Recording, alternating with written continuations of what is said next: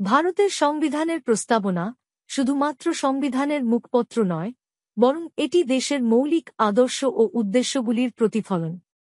প্রস্তাবনা শুরু হয় আমরা ভারতের জনগণ দিয়ে, যা গণতন্ত্রের মূল ধারণাকে প্রতিফলিত করে। এটি জনগণের শাসনের প্রতিশ্রুতি এবং জনগণকেই সর্বোচ্চ ক্ষমতার উৎস হিসাবে চিহ্নিত করে। প্রস্তাবনার মূল লক্ষ্যগুলি চারটি গুরুত্বপূর্ণ শব্দে নিহিত: সার্বভৌম, সমাজতান্ত্রিক, ধর্মনিরপেক্ষ, গণতান্ত্রিক প্রজাতন্ত্র।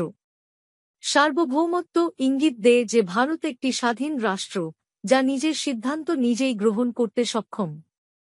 সমাজতান্ত্রিক আমাদের উদ্দেশ্য নির্দেশ করে যে আর্থিক ও সামাজিক সাম্য প্রতিষ্ঠা করা হবে।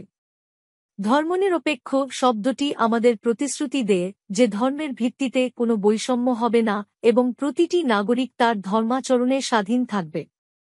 এছাড়া প্রস্তাবনায় বিচার, স্বাধীনতা, সাম্য এবং ভ্রাতৃত্ব এই চারটি মৌলিক মূল্যবোধের উল্লেখ করা হয়েছে। বিচার বলতে বোঝায় সামাজিক, অর্থনৈতিক ও রাজনৈতিক ন্যায়। স্বাধীনতা প্রতিটি ব্যক্তির চিন্তা, মতামত, বিশ্বাস ও ধর্মাচরণে স্বাধীনতার অধিকারকে সংজ্ঞায়িত করে। সাম্য নিশ্চিত করে যে প্রত্যেক নাগরিকের প্রতি সমান আচরণ করা হবে, এবং ভ্রাতৃত্ব সামাজিক সংহতি ও ঐক্যকে সুরক্ষিত করে।